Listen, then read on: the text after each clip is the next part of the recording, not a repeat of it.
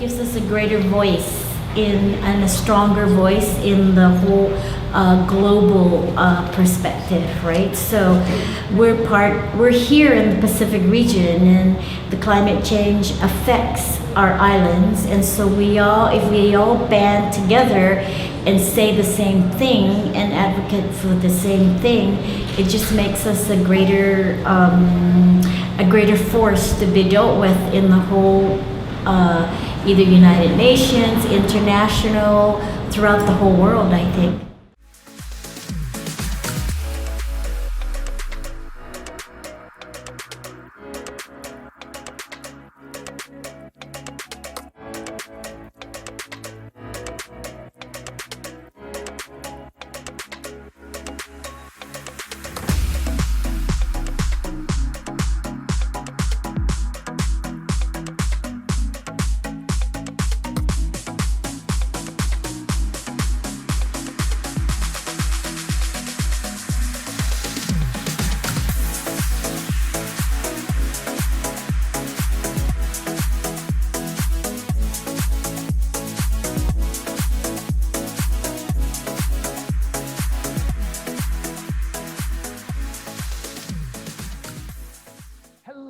And welcome to what is sure to be an enlightening and engaging event. My name is Kyle Mandapat, coming to you live and direct from Aleut, Guam, and we are so glad that you can be with us here today or tonight, depending on your time zone, as the Climate Strong Islands Network assembles to begin and continue some very important discussions.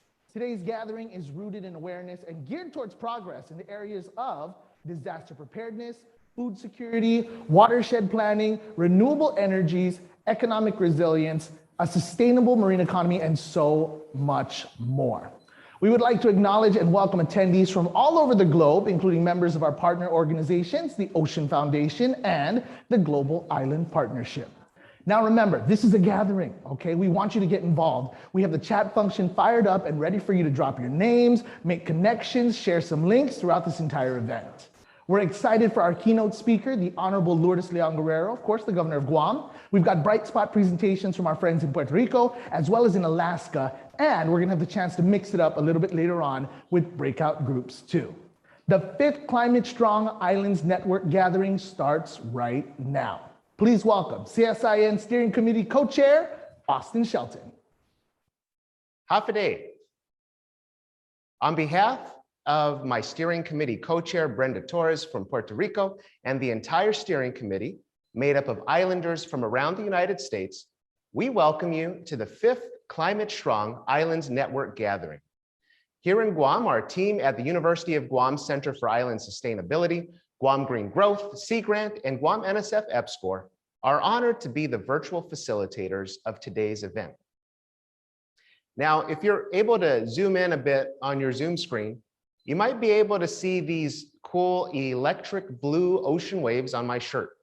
Now, knowing that this was Climate Strong Islands Day, this morning when I was putting on my shirt in front of the mirror, I was thinking, hey, you're looking pretty climate strong today.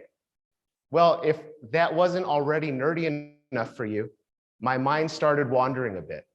What's so strong about water anyway? You can go down to the shoreline and kick water, and it just moves out of your way. The molecules disperse. But it's actually the unique properties of water, such as strong cohesive forces and properties of adhesion, that make water strong when gathered and stored into a basin like the ocean. Then when there's some energy to move it, wind, an earthquake, that's when the strength of water is on full display. Now, go back down to the shore when there are waves, and that water will kick you back. When islanders gather, we have strength too. We have the power to change things. We have the ability to amplify our voices to bring more resources and attention to the needs of islands. At this 5th Climate Strong Islands gathering, I'm pleased to report that we've been growing stronger since the last time we gathered. In addition to our network co-hosts, the Ocean Foundation and Global Island Partnership, we now have an incredible network coordinator and a policy team to move our collective efforts forward. We've grown our steering committee to be more representative of more island voices. We have initial financial support in place thanks to the New York Community Trust and the Ocean Foundation. But most of all, we are stronger today because you showed up. Please stick with us and encourage your island friends to join us in this climate strong movement. Thank you, and I hope to see you in person again soon. Thank you so much, Dr. Shelton. Now, if you zoomed in for Dr. Shelton's speech when he was talking about the wave, I need you to zoom back out. Zoom back. This is not a wave. This is a soy sauce stain. Scoot back. Scoot back. Ladies and gents, we'll continue now and welcome to the screen our CSIN Steering Committee member, Mr. Jason Donofrio. Great, thank you so much. Good morning, good afternoon, and good evening to you all, wherever you may be in the world today. We are incredibly grateful for your time. I want to thank the entire team at the University of Guam who has worked tirelessly to put on what is sure to be an inspiring event. My name is Jason Donofrio. I'm with the Ocean Foundation, a community foundation dedicated to the ocean and all coastal communities. I also want to thank the New York Community Trust, who has provided the support and resources needed to build the framework for the network this year. Their partnership has been vital. Now, while we still have a long way to go, it is important to know what we have done over this past year. The Ocean Foundation and the Global Island Partnership, with great appreciation and excitement, became the official host of the network last year in September 2020. Since then, an incredible steering committee has been assembled from geographies far and wide, many of whom you'll hear directly from during this meeting. Still, we know it is important to continue to actively look to expand our geographical representation to be as inclusive as possible. The steering committee over the past year has launched 3 subcommittees on policy, community outreach, and development to execute the action items of the network. As mentioned, we've hired a spectacular network facilitator, Elizabeth, as well as a terrific policy team, Matt Mullen and Nora Carlos, and their entire team at High Street, working on a policy reform agenda for island communities. The Climate Strong Islands Declaration has over 70 signatories and growing, and we hope that you will promote that with your groups. And recently, we launched our own website to publicly share our own documents, resources, and opportunities to engage. We have formally joined the Local 2030 Islands Network as we look to build strategic coalitions. Local 2030 Islands focuses on island-led initiatives to advance the United Nations Sustainability Goals through locally driven and culturally informed solutions. And the Climate Strong Islands Network has testified twice in front of Congress related to Ocean Climate Solutions Bill and submitted formal recommendations on ways to improve the legislation to be more effective for islands. We also continue to actively seek opportunities for increased stakeholder engagement from the local island communities represented in this network, as we know that is imperative for sound, effective policy to take place. We have come a long way over this past year, but as the steering committee will tell you, in many ways, we are only just getting started. We acknowledge for this network to be effective, it must be transparent and inclusive, and the steering committee has worked hard to demonstrate respect for one another as we seek to build trust. We're honored to have here today Governor Guerrero of Guam, remarks from National Oceanic and Atmospheric Administrator Dr. Spinrad, and United States Senator Schatz of Hawaii, along with some incredible presenters. This meeting today is intended to gather your feedback and insight, particularly in our breakout sessions later, and so your participation is crucial to our collective success. Thank you, and I hope you enjoy our 5th biannual gathering. Thank you so much for that, Jason. We are off and running here at the gathering, and the best part is we're just getting started. Our next speaker has the distinction of being able to get things started as well, and more importantly, get things done. She is the first female governor of Guam and is no stranger to the sustainability movement. Please welcome our keynote speaker here with an elected perspective, the Honorable Lourdes Leon Guerrero, Governor of Guam. Thank you very much, Kyle. Can you hear me? Yes, ma'am, you sound great. All right, thanks. And half a day. I'm very honored to provide the keynote address today for the 5th Climate Strong Island Network Gathering.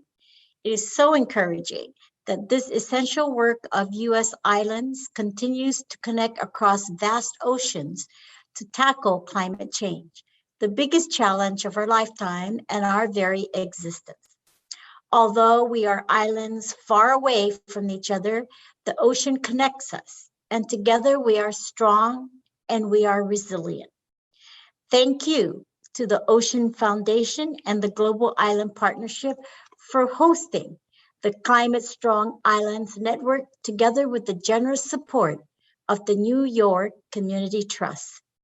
Thank you for choosing one of our very own to co-chair your steering committee, Dr. Austin Shelton, Director of the University of Guam Center for Island Sustainability and Sea Grant, along with Brenda Torres, Executive Director of the San Juan Estuary Program in Puerto Rico. Guam is proud to be a founding member of the Climate Strong Islands Network. In fact, since Guam is a day ahead of most of you, I got to be the first to sign the Climate Strong Islands Declaration along with Lieutenant Governor Josh Denorio and University of Guam President Thomas Christ on February 26, 2020. The declaration signing was one of the last notable events Guam participated in before COVID-19 arrived on our island.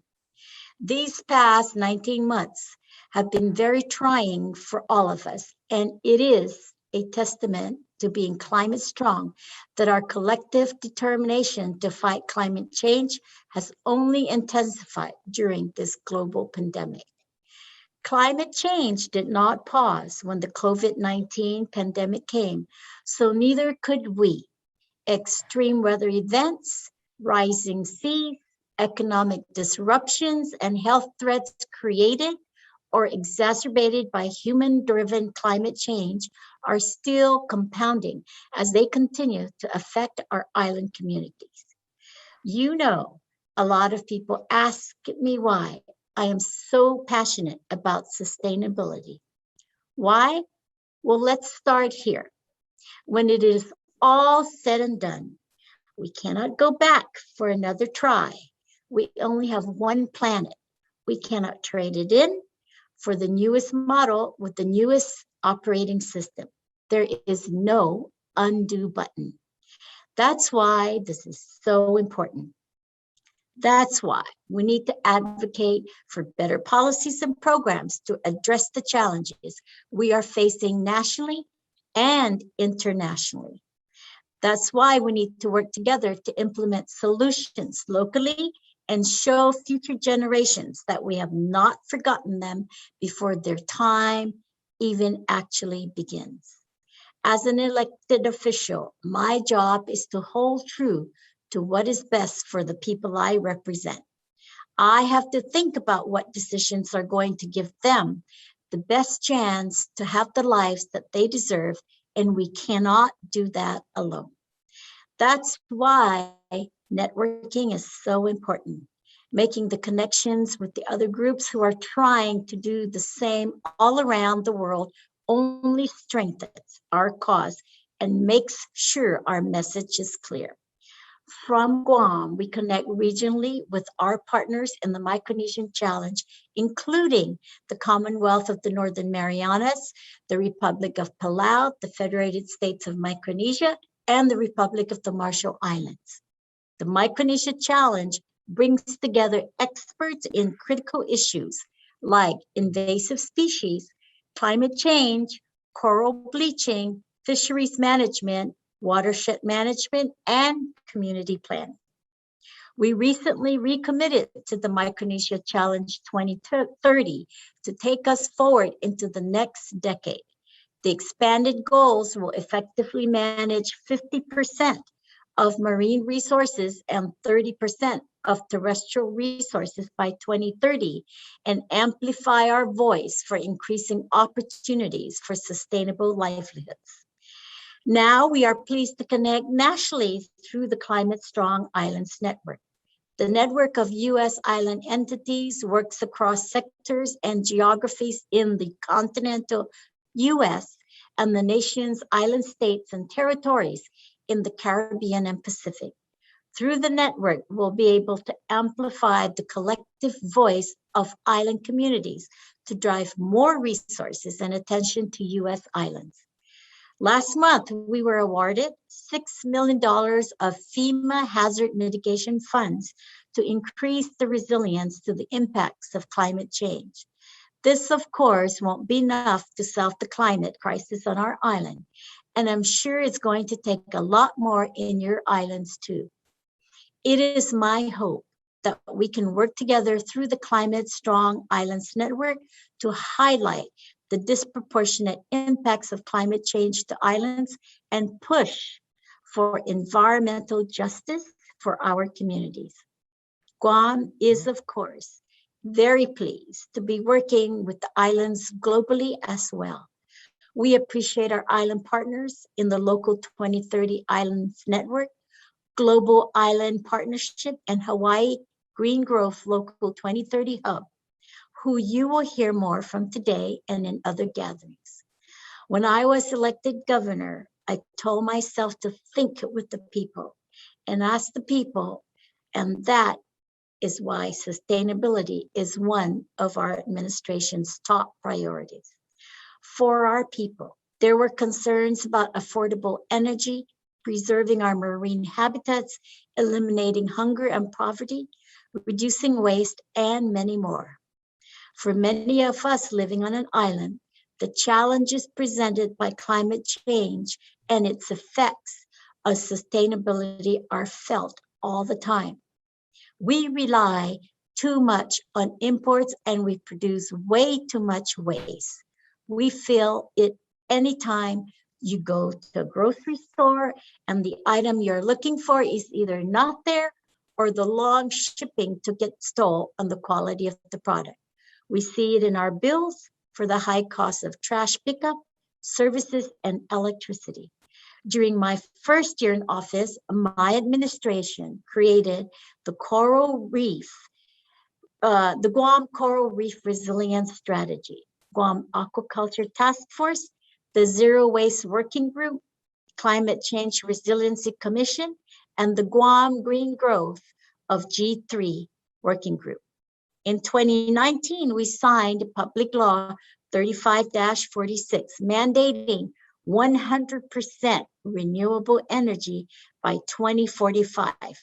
Following states like Hawaii and California, we became the first U.S. island territory to pass such an ambitious energy mandate, thanks to Senator Amanda Shelton.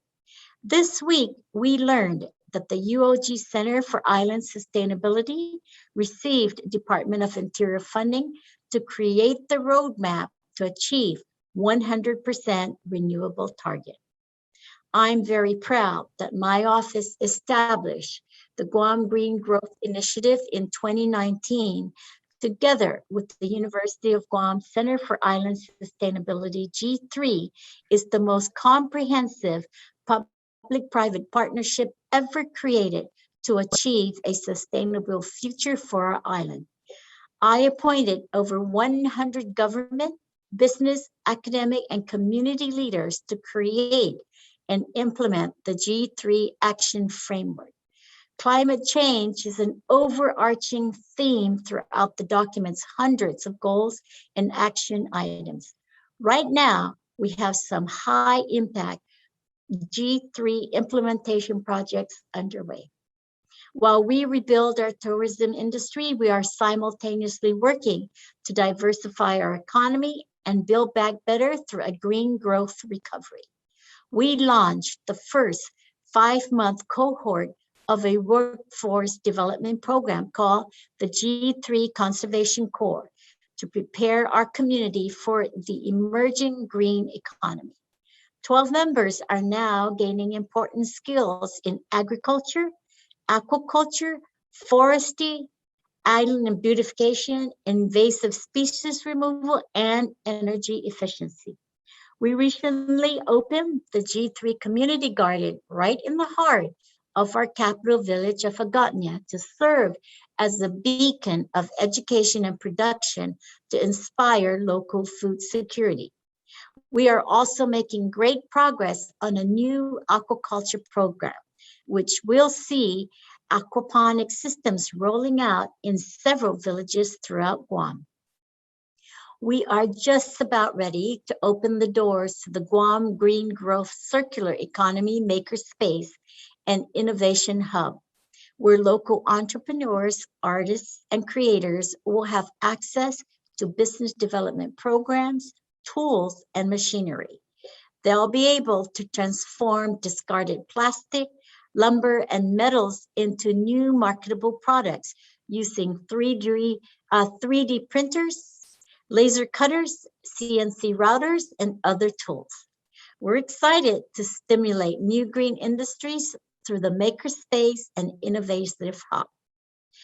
Earlier this month, I checked in on one of the G3 Conservation Corps activities because they were removing an invasive species that I so much despise the most, and that is the cadena de amor, or chain of love vine, that smothers and chokes our native vegetation. After harvesting the vines, I was impressed with the creative circular solutions the Corps members came up. They made fabric dyes, teas, a new pesto recipe, and even made bath bombs. These programs are not only serving a purpose as individual examples of our dedication to sustainability, they are inspiring change throughout the community. Many people, including my daughter, have recently begun cultivating backyard gardens to grow their own food. She's growing corn and watermelon and other fruits and vegetables, and honestly, she has a better green thumb than me. The true elective perspective is very simple. Just because you get elected does not mean people stop paying attention. It does not mean you're finished. In fact, it is only the beginning. There will be more community projects like those coming ahead, but I wanted to share these stellar bright spots with you and remind you that action can be done.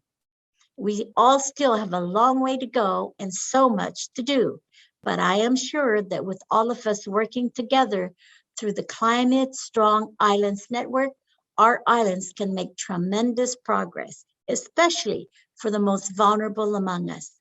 This is why we are committed to being a climate strong island alongside all of you to take action to continue to build sustainable livelihoods and tackle climate change. We must educate our people and ourselves with the best science possible. We must find the resources we need to address these pressing issues. We must advocate for strong climate policies that take the islander experiences into full account. If any of these things do not currently exist, we have to be the ones to make sure they do. This is our responsibility to our islands and our people. Why I am so passionate about the principles of sustainability? I'm passionate again because we don't get a redo. We don't get an undo. We don't get a trade-in. I am passionate because we have to make sure that our island and our planet are here for the generations to come. I am passionate because I know there are networks of people who are fighting just as hard for the same great future. Thank you very much for all you're doing to be climate strong. Then Dankulu Nasidus Maasi, and have a great day. Thank you so much, Governor. Thank you so much for your time. We know you're busy. We'll let you get to all of that great stuff. And again, the gathering has just begun. Ladies and gents, don't forget, we do have the chat function fired up for you, as I mentioned earlier. So please feel free to get in there and start making your comments and sharing some links. Shout out to our friend Kate Brown. She was in there dropping some links a little bit earlier on, and we'll peruse the chat box a little bit later as well. Now, the Climate Strong Islands Network is made up of great connections that span thousands of miles over land and sea. Right now, let's cross a couple of oceans and seas to beautiful Puerto Rico for our first Bright Spot presentation on the mangrove restoration project of Mosquito Bay. Please welcome Lirio Marquez. Buenos días to everyone here in this gathering. Buenos días, Governor Leon Guerrero. First of all, I would like to say that I am so impressed by everything that you were talking about. And I think you're doing wonderful work. I'm really impressed. Thank you for presenting that list of wonderful projects. Buenos dias to everyone in the Pacific side of the world. Buenas noches to everyone in the Atlantic and the Caribbean. Greetings from Vieques to all the beautiful island people joining us from Guam all the way to the Caribbean, including places up north like Alaska and Maine. I want to thank the Ocean Foundation and the New York Community Trust for making the Climate Strong Islands Network a fact, making it a possibility.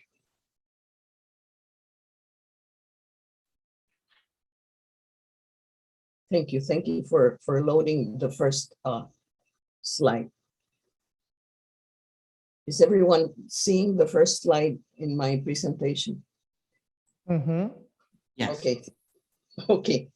I'm very honored to have been invited to speak at this gathering, and I'm very happy that we have so many participants gathered at this gathering. Next slide, please. Vieques is one of the 2 island municipalities in the archipelago of Puerto Rico. Located 8 miles to the southeast of the main island, we are 1,200 miles from Florida, 48 miles from our next door neighbor, St. Croix in the US Virgin Islands, and 9,400 miles from Guam. Like all of the tropical islands represented in this network, in its 52 square miles, Vieques harbors an abundance of lovely beaches, colorful flora and fauna, and a beautiful and friendly community of people. Next slide, please. But unlike most places in the world, Vieques has Puerto Mosquito, our bioluminescent bay, which is considered by some as the brightest in the world. With the photographs that you see here is how the water in our bioluminescent bay glows when it's agitated, either by boats, by people's hands, feet, fish. It is a sparkling beauty. This spectacular ecosystem is a source of pride for the Viequense community and the main attraction for the nature tourism industry of our island. Its characteristic meandering entrance and its surrounding mangrove forest and salt flats create the perfect conditions for a permanent bloom of Pyrrhodinium bahamense, the bioluminescent plankton that gives the bay its lovely glow. In Puerto Mosquito, scientific research, citizen science, and environmental education for local and visiting students happen all year round. The Vieques Conservation and Historical Trust co-manages the Vieques Bioluminescent Bay Nature Reserve with the Puerto Rico Department of Environmental and Natural Resources. We are very fortunate in the Caribbean because there are at least 5 other biobays in the region that we know of. Puerto Rico has 2 others. There is one in the Cayman Islands, one in Jamaica, and one in St. Croix, where we have done plankton sampling together with researchers from the University of the Virgin Islands for comparing pyrrhodinium counts in both bays. Next, please. We are all aware that climate change is producing more active hurricane seasons, stronger hurricanes, and from what we have experienced during this year's Atlantic season, hurricanes that are intensifying faster and last longer. As a matter of fact, right now to the east of us, there is a system that yesterday was an invest. Then last night it became a depression. This morning it was a storm. And now with 50 miles per hour winds, and now the winds have grown to 60 miles per hour, and probably tonight it will be a hurricane. So They are forming really fast, and they are also moving very fast. The hurricane is moving at 16 miles per hour towards the Antilles. So it's climate change is very evident to all of us who live and work in the islands. On September 20th, 2017, the almost Category 5 Hurricane Maria stormed through the Antilles, destroying everything in its path, including the mangrove forest that surrounds Puerto Mosquito bioluminescent bay. 4 species of mangrove grow in this forest. Chrysophora mangle, which is red mangrove, Avicennia germinans, black mangrove, Laguncularia racemosa, white mangrove, and Conocarpus erectus, bottom mangrove. Growing nearest to the water, the red mangroves received the full impact of the winds and the storm surge generated by the hurricane. Red mangroves lost all their leaves and were decapitated, which I recently learned that it's called crown loss. When this happens, the red mangroves die because they don't grow new shoots like other trees. The other 3 mangrove species growing in our forest also suffered a lot, but not as much as the red mangroves. Scientists from the University of Puerto Rico, from their Center for Applied Tropical Ecology and Conservation, who generously donated their time and expertise to assess the damage caused by the hurricane in the forest, indicated that assisted reforestation was necessary to protect the base morphology from erosion and climate change, since natural recuperation could take as long as 30 years. Next slide, please.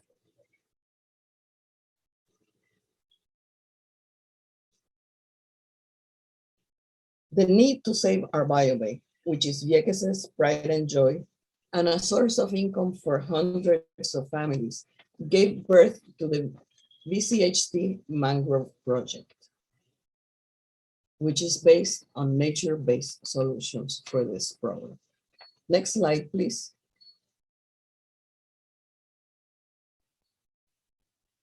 With a little help from our friends, donors, and volunteers, we began the process to restore the mangrove forest in 2019. It was a slow start since funding, materials, and even propagules and seeds were scarce. Donations from our members and from Comprometidos, a young Puerto Rican foundation, provided the initial funding for this, at the time, aspirational effort.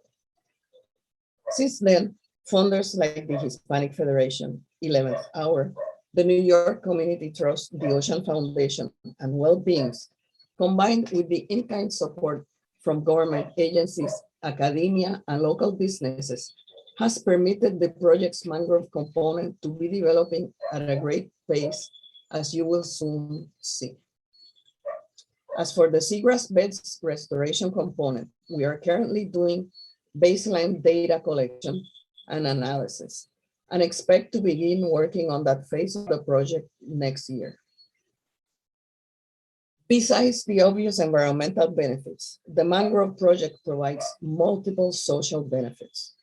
It is an educational tool for local and visiting students, for members of the community, and also for elected government officials who come and visit us to see what we are growing and how we are growing it. It has created 4 jobs. At least 3 Viequense small companies have been hired as short-term contractors at different moments.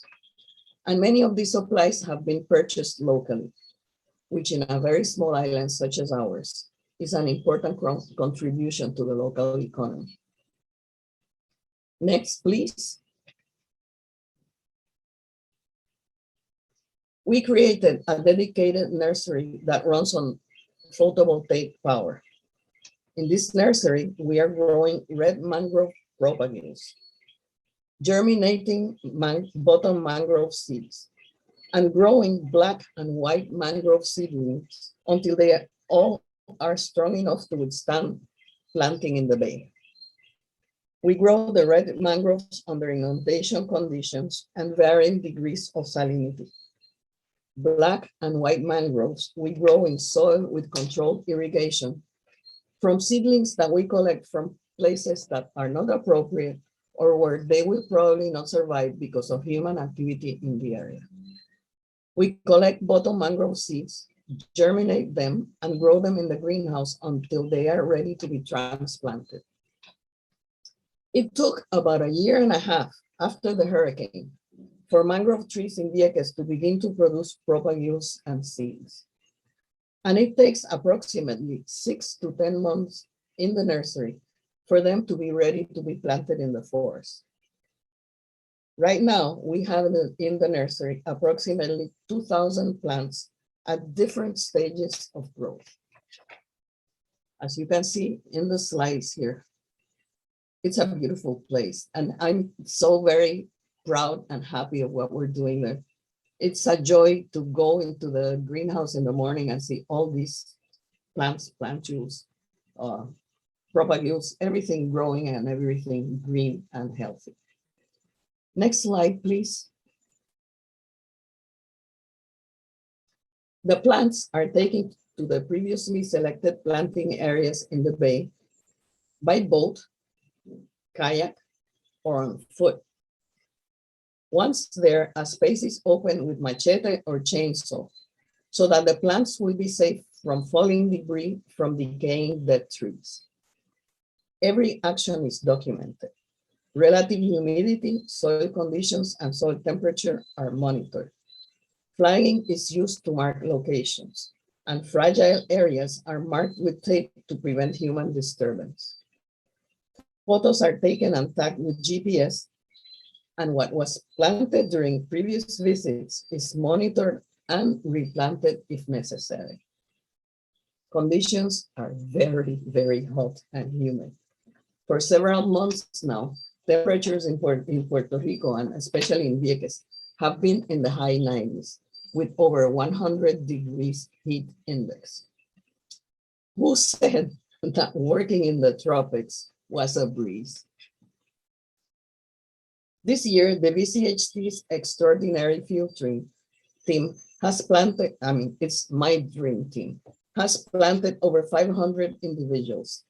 We expect to continue to do the same for many years to come. Next, please. There are other strategies that we use to address climate change. Through grants, collaborations with universities, co-op agreements with government agencies, and with community participation, we monitor environmental conditions in our island and perform control actions on various environmental threats. For over 6 years, we have been monitoring plankton populations in the bay on a weekly basis.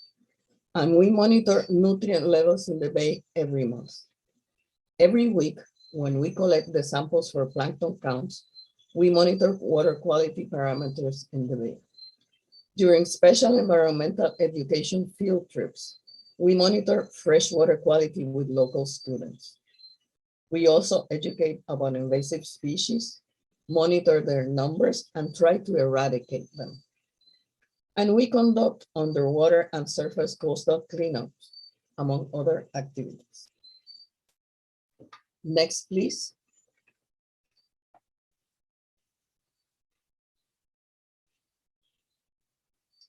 One of our most important tools to address climate change is community education. We have specialized environmental education programs for local children and youth. One of them is called MANTA, which means Movimiento en Apoyo a Nuestros Tesoros Ambientales, the movement in support of our environmental treasures. It is a year-round program for children 5 and up, where children learn about the island's natural resources, their fragility, the threats that they face, and how to conserve them. And Los Magos de la Naturaleza, the Wizards of Nature, which is a skills training program for students 16 to 25. sponsored by the Puerto Rico Community Foundation and the Red Nose for Puerto Rico Day Fund. Besides these programs, we do outreach in every island school, every school year. We host visiting students for a one-day concentrated environmental education experience, similar to what we do in Manta for local students. We participate in and organize environmental fairs for the community. And we have a conference series for adults, where visiting experts and local scientists speak on subjects as varied as land use planning, flora and fauna, and conservation strategies. What you see here is the bottom photograph, the white one. It's our conference room in our facilities. And as you can see, it's full of members of the community listening to a talk on the BioBay conservation. Next, please. We have begun work on helping our community adapt to climate change. We provide post-disaster services to the community from 2 locations, where we also demonstrate technologies appropriate to small islands. We conduct preparedness education workshops. We advise and train organizations from Vieques and Culebra, our sister island municipality. And we collaborate with the municipality of Vieques and other Viequense nonprofit and religious organizations in an island-wide emergency network that is ready before, during, and after any natural disaster. We learned, Viequenses learned from Hurricane Maria. Next slide, please.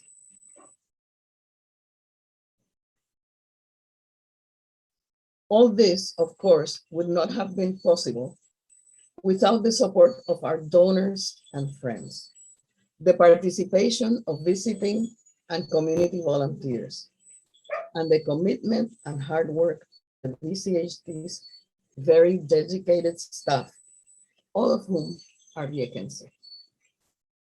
Thank you very much for your attention. Thank you very much for being here.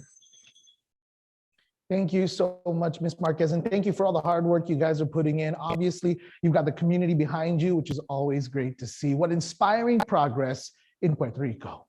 I hope you're enjoying the gathering thus far, friends. And remember that you can get involved in the conversation as well. Continue to use our chat box. We're going to be diving into that in just a bit. And we're getting closer and closer towards our breakout sessions as well. We can't wait to share the links that you're sharing and to help you network with members of our network.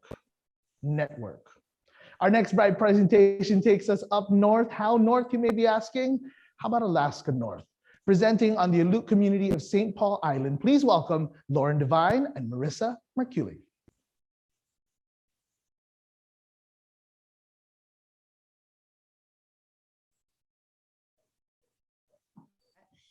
Thank you, everyone. I am Marissa Merculi. I am with the Aleut Community of St. Paul Island.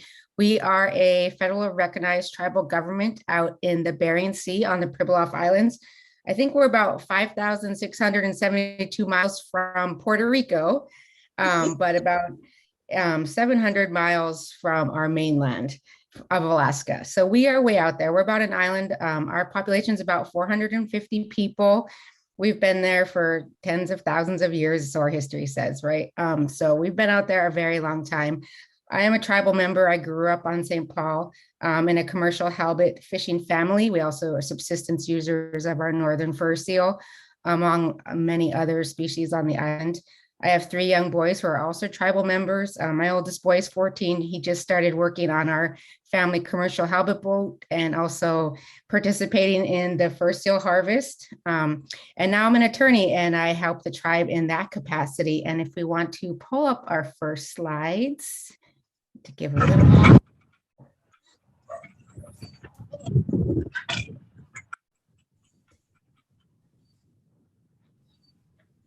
And this, as you can see, we have some drone footage out in the island of Bering Sea. It is very flat.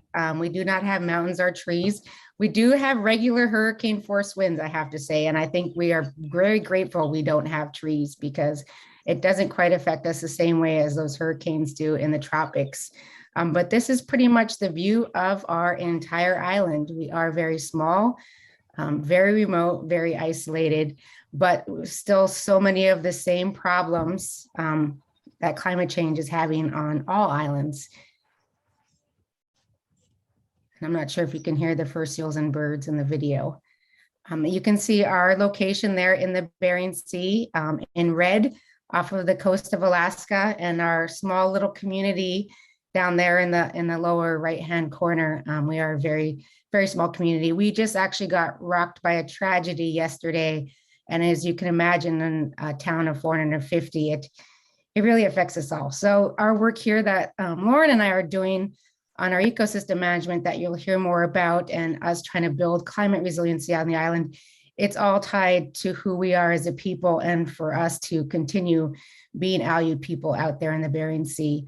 So this work here we're doing is really important to helping us get over tragedies like we just experienced from our historical trauma, generations of trauma.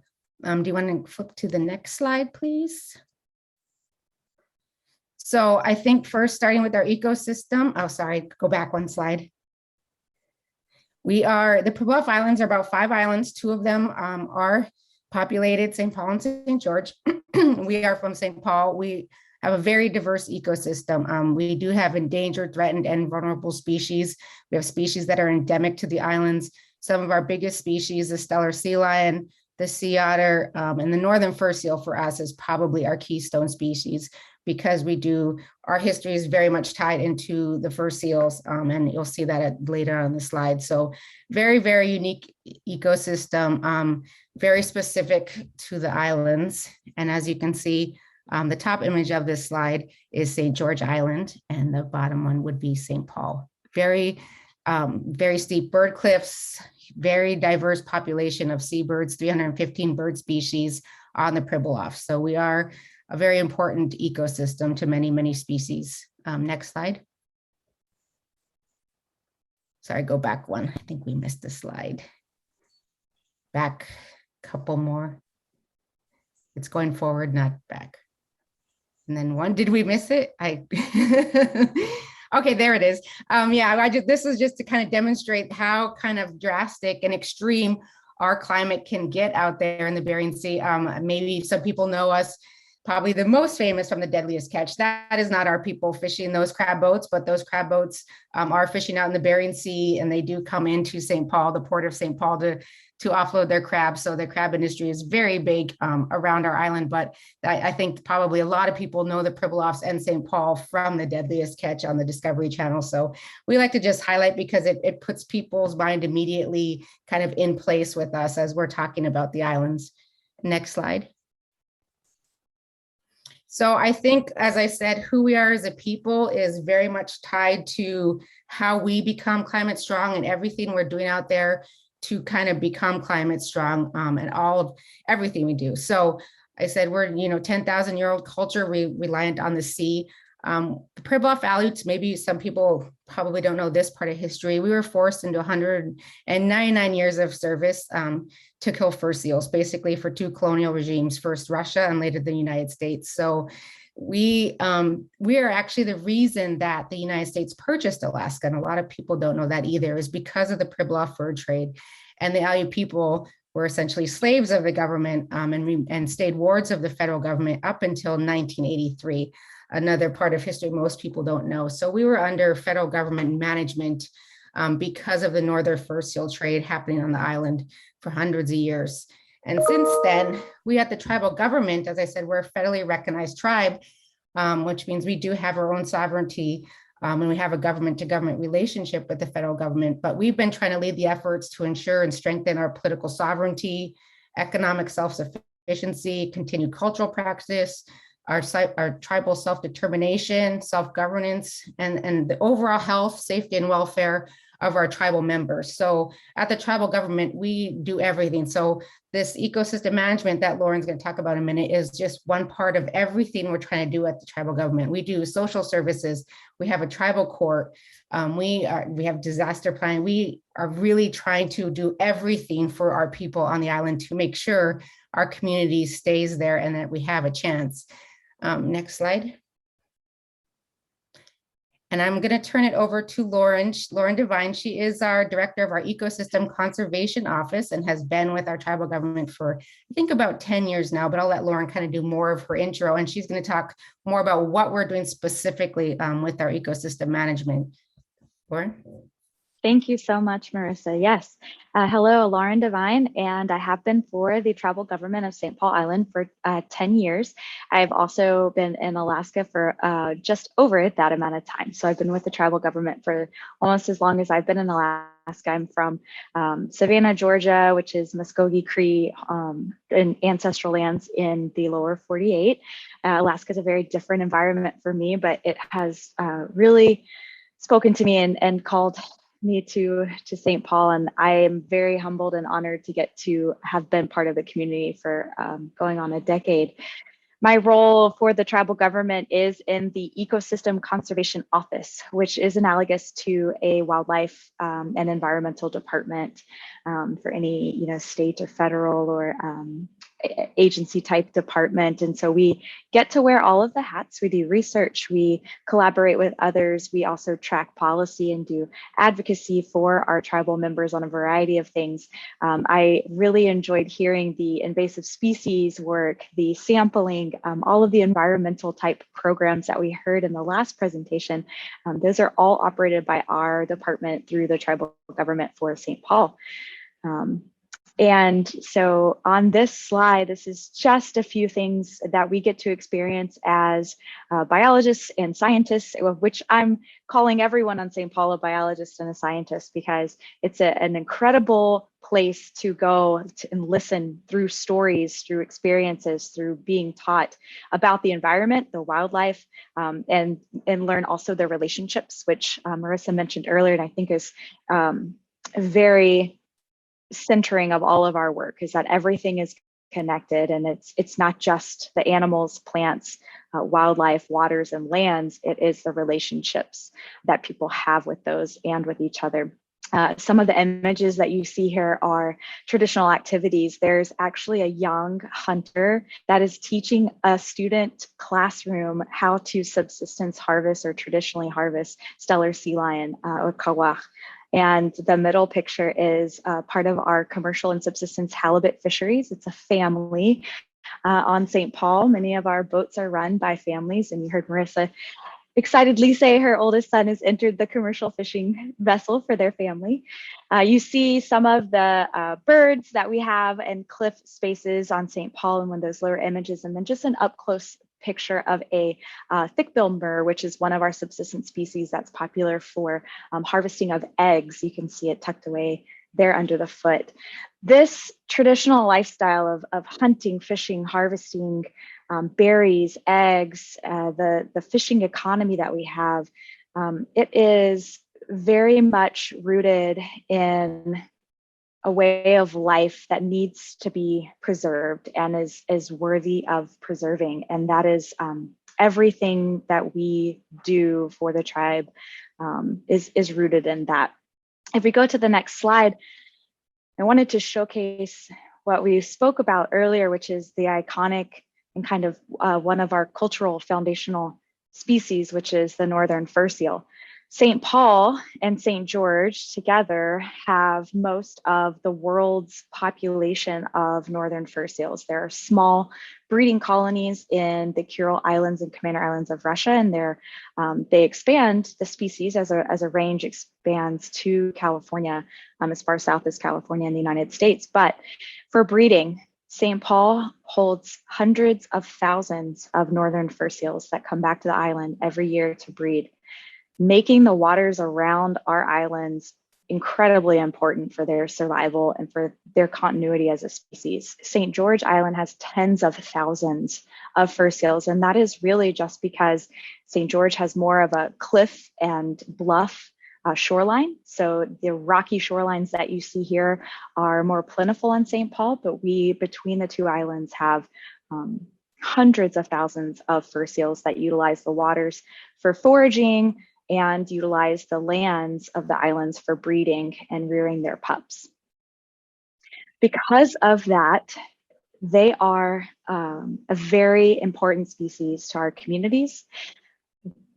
You often hear that St. Paul and St. George tribal members are stewards of the seals, or they are people of the seal. There is a very inextricable connection between the communities, individuals, families, and seeing fur seals thrive on the islands. What is very unfortunate is that we are also, as you heard with the crabbing example of deadliest catch, we're in the middle of some of the most productive fisheries in the world, and thus a lot of human activity has focused on prey species that northern fur seals rely on. That has become a really big issue for our communities, and although we have a lot of scientific research interest in our islands and have for decades and decades, we have really identified this decline in the population of fur seals as something that is a tragic loss to the communities and something that is a very high priority to solve, to recover and stabilize the population. If you go to the next slide, that has kind of spurred what we're calling the first step that our communities are taking. So the map that you can see there has a very simplified area of where northern fur seals forage and swim and to find prey in the purple outline. And in the green outline is seabirds as a secondary, very important subsistence resource for our community members. Now, the city of St. George was very amazing in seeking from the federal government protections. They wanted action, and they wanted action immediately. And the gray circle that you see is a first suggestion from St. George Island to the federal government to establish protections for the waters around St. George Island. In the last couple of years, St. Paul and St. George have come together to look at the expanded area, the black outline, which is 100 nautical miles around our islands, as an area that is justifiably critical for northern fur seals as a priority, but also for our seabirds and other marine animals and fish species. And thus we are supporting St. George in the community and stepping forward and asking for these protections. And we're seeking to expand those protections as sovereign indigenous communities that need to have management authority over the waters that are important to the traditional species that make the communities what they are. And so we have really moved into this idea on the next slide as the Pribilof Islands Marine Ecosystem Management Strategy. This is something that we've looked across the globe at indigenous-led, tribal-led efforts, community-based efforts to see what pieces of those success stories we could take to our islands to produce something that provides for self-determination and for co-management with the federal government over the waters that are so important to our communities. So the solution that we've come up with is this dynamic and ecosystem-based, adaptable to climate change, to economics for the islands, to our social fabrication. It is rooted, of course, in local and traditional knowledge, along with decades and decades of some of the best available science, as we are quite well researched as an area in the Bering Sea. It is something that seeks to support our fisheries, our local economies, as well as our regional and national economies. So we're looking at multiple scales. But it's very much rooted in Ununga traditional traditions, cultural traditions, which include that keystone species of the northern fur seal. And so what we're really seeking is an indigenous-led and tribal-led research and management authority that will protect and restore our long-term ecological integrity. This is not something, if you go to the next slide, I can finish up. I know we're a little short on time.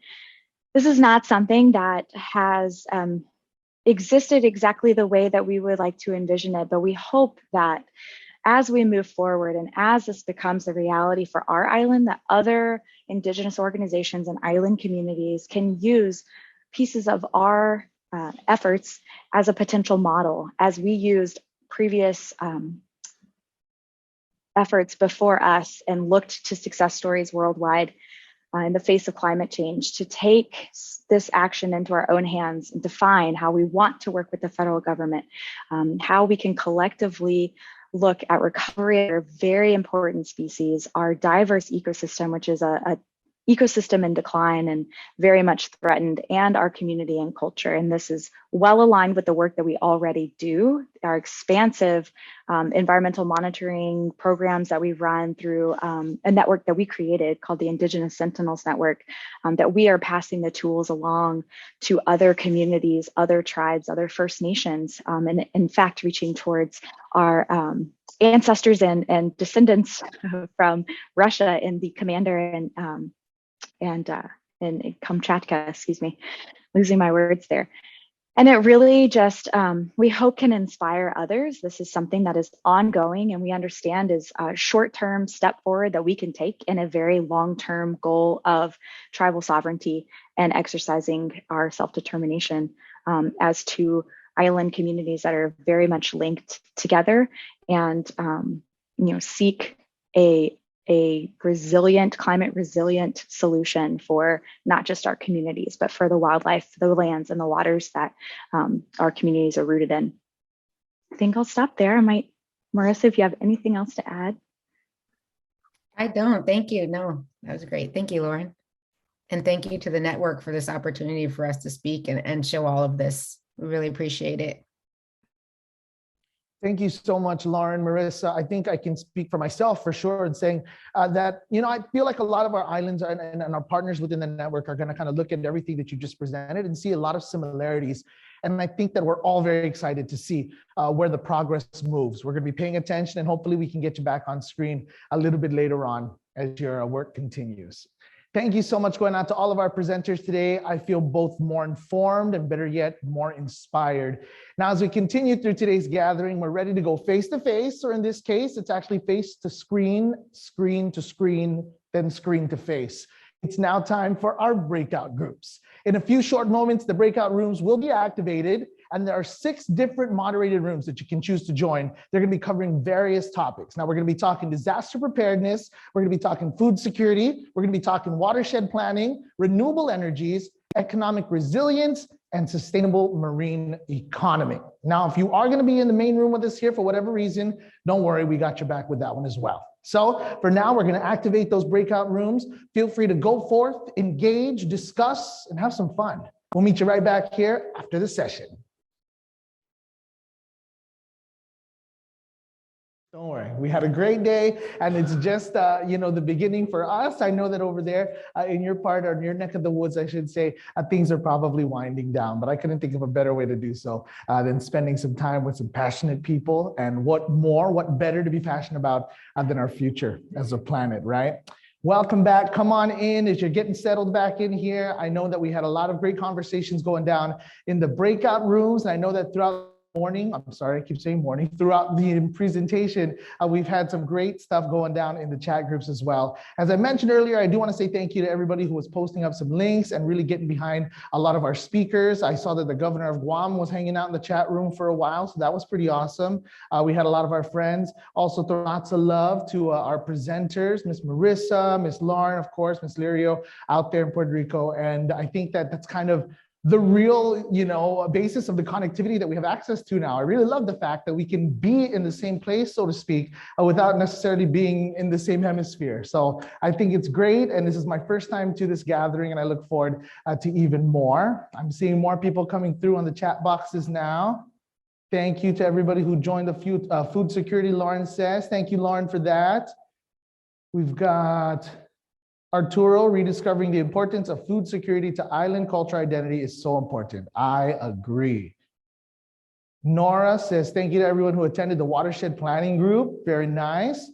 And from the Coral Reef Alliance to everyone, it says, for the Watershed Group, here is a resource about watershed restoration Coral has developed. https://storymaps.arcgis.com/stories/35077b lowercase b 5 lowercase c 757 lowercase c 442 lowercase d lowercase a 90 lowercase c lowercase f 442-729 lowercase d lowercase e 91. All right, very nice. The chat boxes are live and we love it. It's time to get back into the action now. Thank you so much again for all of your input. Thank you to all of our moderators and for everybody who led those conversations. Right now, we've got some federal perspective to throw your way, a message from U.S. Senator Brian Schatz and from the National Oceanic and Atmospheric Administration, Mr. Rick Spinrad.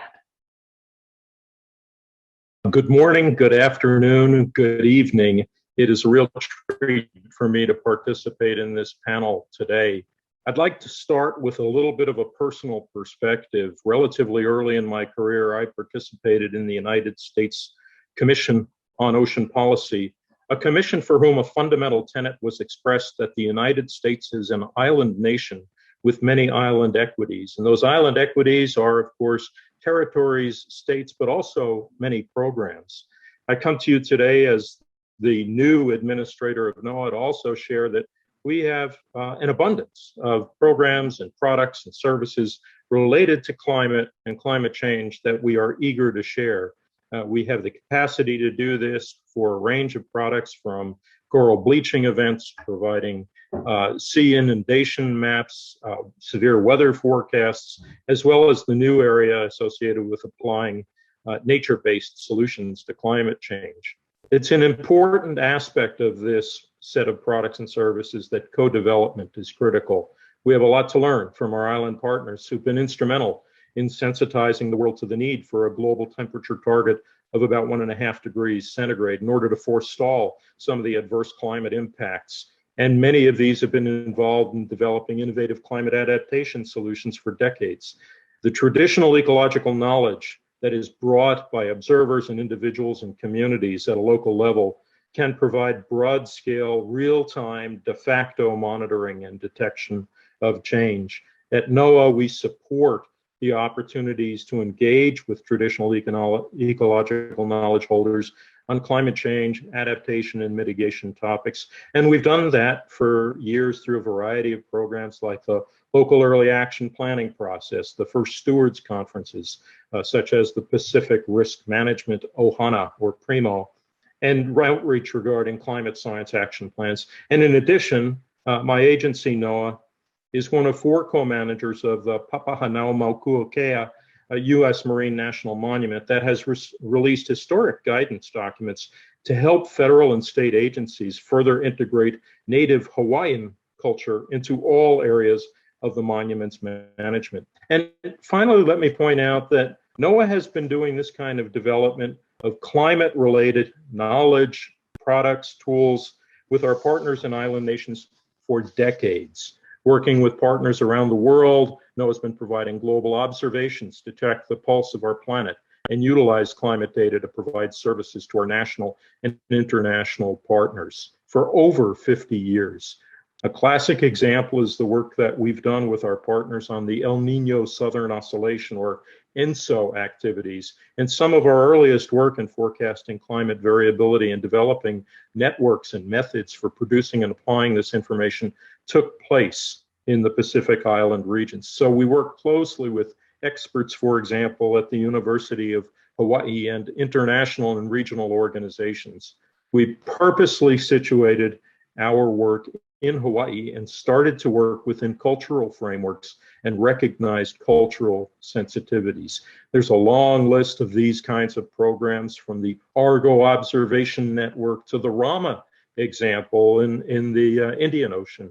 And I think the key point here is that we view the island nations as being at the forefront of tackling the climate crisis, and we stand ready to support the goals to build climate resilience. Thank you. I'm really pleased to be here as the Senator for Hawaii, but also the former Lieutenant Governor from Hawaii. where we started the Hawaii Clean Energy Initiative, and nobody thought we could pull it off. We went from 5% to 10% to 20% to now 36% clean energy in the state of Hawaii, with a 100% clean energy statutory goal.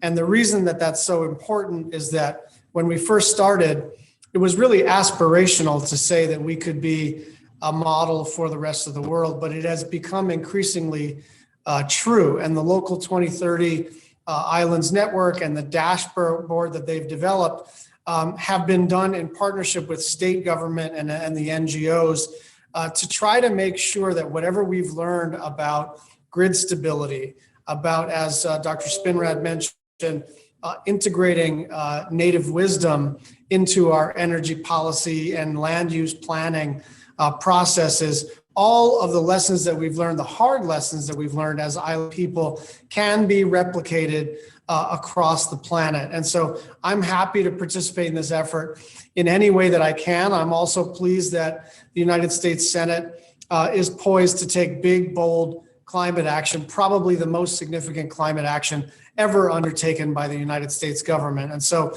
I'm pleased to be here from the standpoint of what Hawaii has already accomplished and its role as an island leader. And I'm also pleased that it can set an example for legislative action in the United States Senate. Thank you very much.